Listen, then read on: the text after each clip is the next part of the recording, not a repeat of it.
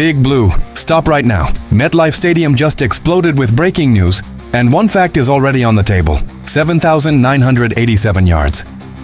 A wide receiver reunion sparks Canton debates. A rookie running back injury scare freezes training camp practice, and a star defensive tackle trade rumor gets crushed by a general manager.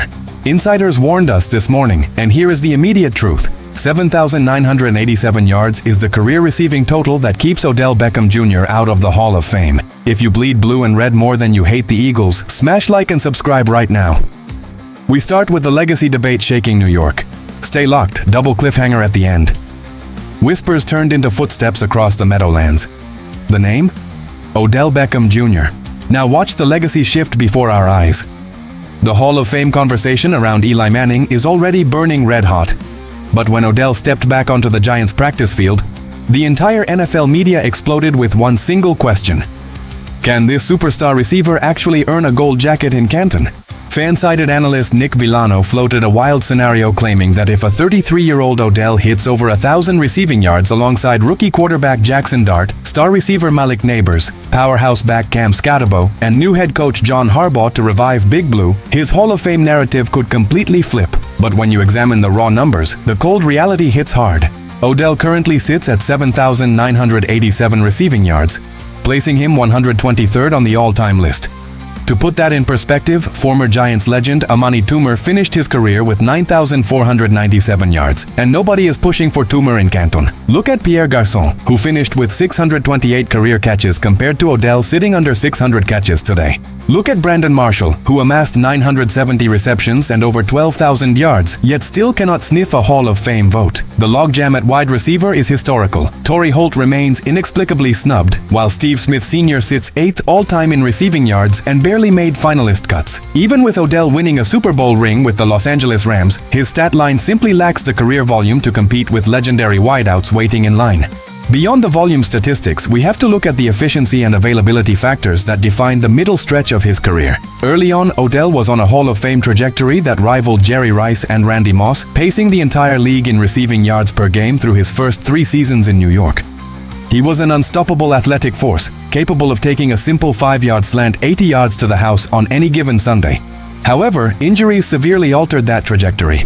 Ankle fractures, knee surgeries, and missed time stripped away crucial prime years where elite receivers rack up 4,000 to 5,000 additional yards. Insiders like Adam Schefter and Ian Rappaport have noted that while his elite ceiling was undeniably gold jacket caliber, Hall of Fame voters prioritize long-term durability and career totals. Even if John Harbaugh crafts an innovative scheme utilizing Jackson Dart's big arm to feed Malik Neighbors downfield and open up space for Odell in the slot, expecting a 33-year-old receiver coming off multiple major lower body surgeries to post a 1,000-yard campaign is asking for a statistical miracle. Yet while Canton remains a pipe dream, his legacy in New York tells a completely different story. Odell Beckham Jr. is an absolute lock for the Giants' Ring of Honor. The fanbase still worships his electric energy and iconic one-handed catches that put Big Blue on the cultural map. As long as he avoids an Antonio Brown-style meltdown in Week 1, his place in Giants history is forever secure. What do you think about Odell's legacy? Is he a Ring of Honor legend, or do you think he still has one last elite chapter left in him? Drop your opinion down in the comments right now, and if you agree that New York owns the NFC East, hit that like button to let Cowboys fans know where the power lies. But as massive as Odell's reunion is for the culture, the field action just delivered a terrifying moment during training camp practice. A collision in the backfield sent shockwaves through the coaching staff as a key offensive weapon went down on the turf. Stay locked, because this injury update changes everything. A sudden collision on the turf. Silence across the sideline. The name? Cam Scatterbo. The rookie fan favorite just gave Big Blue the ultimate training camp heart attack. After becoming an instant celebrity last season with his relentless running style, punishing contact, and infectious personality, Scatterbo entered this summer healthy and hungry. But ESPN insider Jordan Raanan sent shockwaves through the fanbase when he reported that Scatterbo crumpled to the ground following a brutal collision with rookie linebacker Arvell Reese. Scatterbo was seen grabbing and stretching his left leg before limping off. While he did not return to team drills, the silver lining was that he remained standing on the sideline for the rest of practice. The injury bug did not stop there during this physical session. Center John Michael Schmitz walked off early after absorbing a heavy blow, while star edge rusher Brian Burns also suffered a minor bump, though neither appeared serious. However, the anxiety surrounding Scotabo is amplified by his recent medical history. His rookie campaign was cut short by a severe ankle injury, and fans recently held their breath when viral video caught him landing awkwardly on that same surgically repaired ankle after performing an unscripted backflip at a public appearance. Combine his off-field antics with his violent, unapologetic running style on the field, and you have a player who constantly flirts with danger. To truly understand why this injury scare caused such absolute panic in the front office, you have to examine what Cam Scotabo brings to John Harbaugh's offensive philosophy. Harbaugh built his success in Baltimore on a ground-and-pound, soul-crushing rushing attack that forces opposing defenses into submission. Scotabo is the physical embodiment of that mindset, averaging over 4 yards after contact and routinely dragging 3 defenders downfield for extra yards. He isn't just a running back, he is the emotional spark plug that ignites the entire offensive line. When Scotabo goes down, the entire physical identity of this team takes a massive hit. Furthermore, the backfield depth behind him remains unproven and thin, meaning any prolonged absence would force rookie quarterback Jackson Dart to shoulder an unhealthy passing burden far too early in his developmental process. Add rookie quarterback Jackson Dart to the equation, who has drawn criticism for his own reckless style during camp reps, and new head coach John Harbaugh suddenly faces a massive leadership challenge. Harbaugh needs to sit down with these young star troublemakers and teach them how to protect their bodies without losing their competitive edge. In the NFL, availability is the greatest ability, and risking a long-term career for preseason highlights is a recipe for disaster.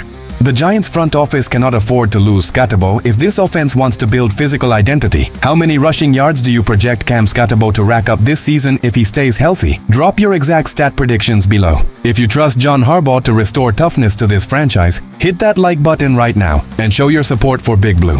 But as nerve-wracking as training camp injuries can be, a massive trade scenario just got completely shut down by an opposing general manager. A superstar defensive tackle trade dream just turned into dust overnight. Stay tuned for the final trade revelation. A move 3 years in the making. Sources say the trade file sat on executive desks since last week. The identity everyone is asking about? VITA VEA.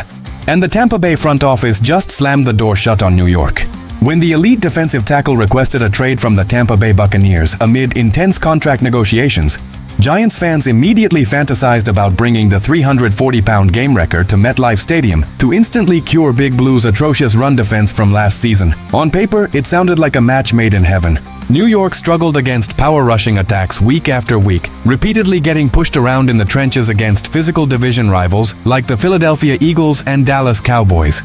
Adding a human brick wall like Vea would theoretically transform the defensive front into an impenetrable wall overnight. However, Buccaneers general manager Jason Licht put a firm halt to those trade rumors when he publicly declared to reporters that he has zero plans of trading his star defender. Licht noted that while Vea has engaged in a training camp hold-in, both sides have recently re-engaged in contract negotiations to keep him in Tampa Bay long-term. Even though Vea's agent voiced frustration to insiders like Ian Rappaport and Adam Schefter, claiming he does not see this ending in anything other than a trade, the reality is that Tampa Bay holds all the leverage with Vea still under contract. But more importantly, when you look deeper into Big Blue's roster construction, missing out on VITA VEA is actually a blessing in disguise for the Giants. Earlier this offseason, the front office made the shocking decision to trade away fan favorite Dexter Lawrence D'Accent, proving that general manager Brandon Beane and the front office are unwilling to allocate top market salary cap figures to the interior defensive line during this rebuilding phase. Instead, the Giants signed veteran nose tackle DJ Reader to a sensible contract. Reader plays the exact same nose tackle technique as Vea, anchoring the middle against double teams and eating up space for linebackers to flow downhill. Bringing in Vea would create immediate redundancy, as both 31-year-old veterans occupy identical roles on the field. Allocating over $20 million a year to 2 veteran nose tackles would cripple Big Blue's salary cap flexibility just as rookie contract extensions for young defensive stars begin to approach in upcoming seasons. Furthermore, crowding the interior rotation would severely stifle the growth of promising second-year defensive tackle Darius Alexander. Alexander flashed dynamic potential during his rookie season, demonstrating explosive first-step quickness and upside as a pass rusher. Giving Alexander meaningful snaps alongside DJ Reader gives New York the ideal balance of veteran experience and young upside without destroying the salary cap structure. Trading valuable draft assets and handing out a multi-year extension to a 31-year-old defender makes zero sense for a franchise building around a young core. The Giants are far better off riding with DJ Reader while allowing Darius Alexander to take the next leap in his development under John Harbaugh's physical coaching staff. Do you think the front office made the right move passing on Vita Vea? Or should they have gone all in to secure a superstar run defender? Let me know your hot take down in the comments section below. If you believe this defense will exceed all expectations this season, smash that like button and make sure rival fans hear our voice loud and clear. But as this roster takes shape, the bigger question remains. How will these three massive headlines shape the future of Big Blue? 3 stories. 1 clear reality for Big Blue. The Odell Beckham Jr. reunion restores culture and locker room swagger. The Cam Scatabo injury scare serves as a wake-up call for physical discipline, and the closed door on Vita Vea forces the defense to trust its young core. The New York Giants are not interested in quick fixes or media hype. They are building a rugged identity designed to grind out victories in the cold weather of December. If John Harbaugh unleashes this young talent while maintaining health across the roster, Philadelphia's division crown is in serious danger, Dallas will be forced to look over their shoulder, and Washington will realize that Big Blue is coming for the top spot. The path to the NFC East title runs through MetLife Stadium. First, hit that like button right now if you believe the Giants are officially back on the rise. Second, drop a comment with your exact win-loss prediction for this season. Are we winning 9 games, claiming a wildcard spot, or taking the division title? Third, click subscribe immediately because every single new subscriber drives Eagles fans crazy, and we are covering every single roster move all season long. But keep your eyes on the horizon because 2 massive twists are developing right now. Inside the Giants facility, a quiet rumor suggests that Jackson Dart and John Harbaugh held an intense private meeting after practice regarding quarterback safety, and what was said could redefine the starter battle. Meanwhile, in Philadelphia, the Eagles just cleared significant salary cap space to pursue a marquee free agent that the Giants were secretly eyeing. Which domino falls first in the NFC East?